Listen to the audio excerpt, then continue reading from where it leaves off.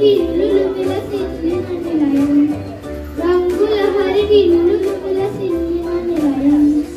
భారతదేశం మన జన్మ ప్రదేశం, భారత ఖండం ఒక అమృత భాండం.